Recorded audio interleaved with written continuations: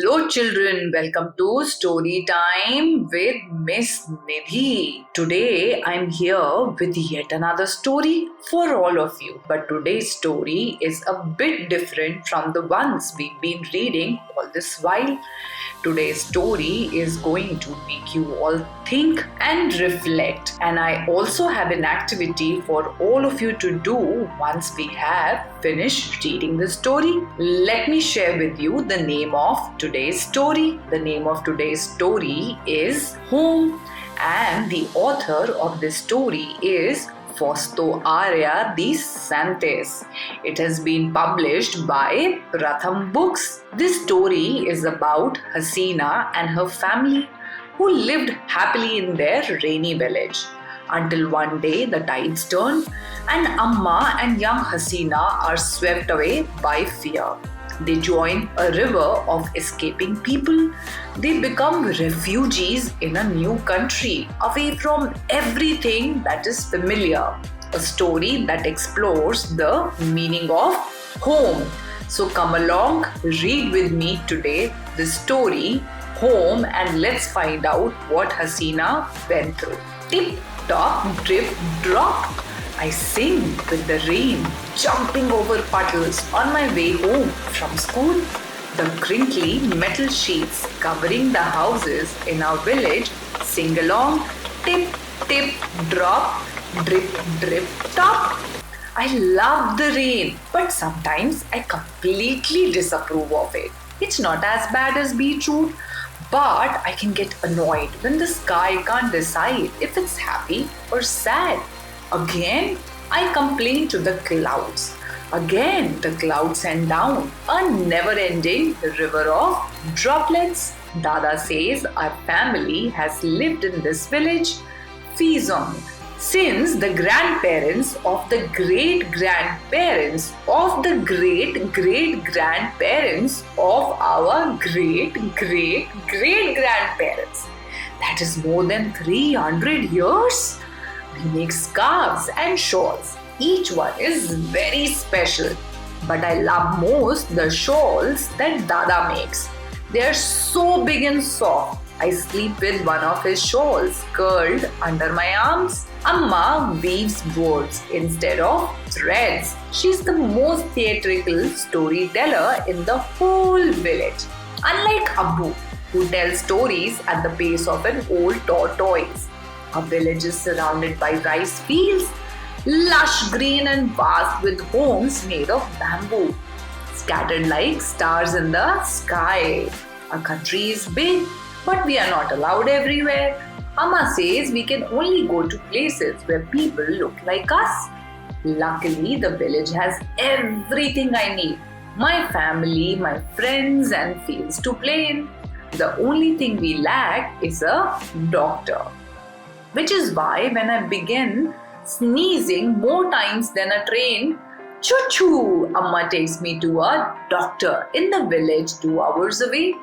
As we prepare to leave the clinic, I hear the masjid's loudspeaker, but instead of singing, the imam is shouting, "Run west!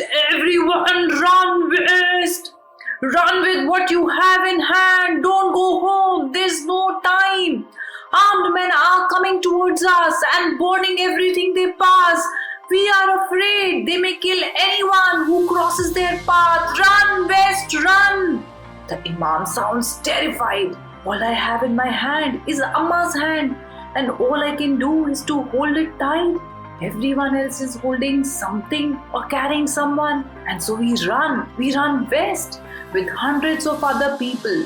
Just like many droplets create a river, we form a river flowing west. Each droplet is a person walking, running, stumbling. This never-ending river crosses rice fields, orchards, forests and hills. New droplets join.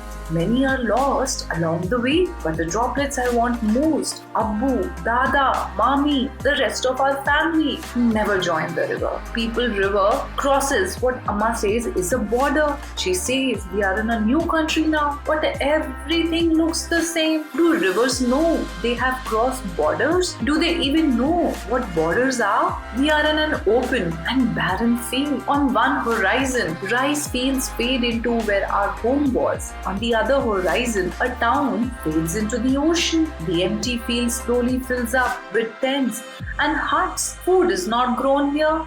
People give it to us. Water does not come from wells. It arrives in trucks. Amma says we are safe here. But what about Abbu, Dada, and Mami?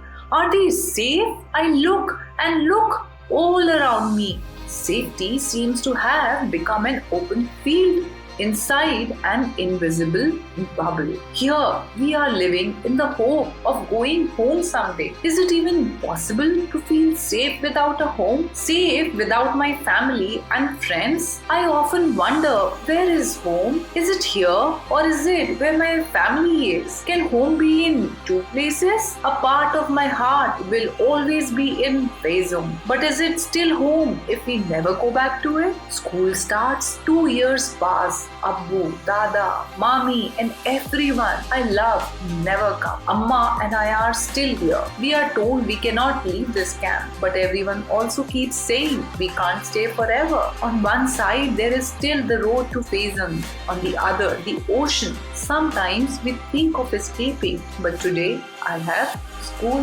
Hasina, did you cover the books in plastic? Amma shouts as I hurry off to school in the rain. Yes, Amma, I did. I yell back, trying to be louder than the crinkly plastic sheets that sing tip, tip, drop, drip, drip, top. So children, that was the story of Hasina. And I felt quite sad and terrible after reading her story. Do let me know, how did you feel after reading this story? So children, now as I had told you that we are going to do a task after we have finished reading this story. All I want you to do is imagine that how Hasina must have felt after moving to a different country, leaving her family behind. Think from her perspective and write a journal entry about how she would have felt. And do not forget to share with me. I will be back soon with yet another interesting story for all of you. Till then, keep reading and stay tuned. Thank you so much for watching and listening to my stories.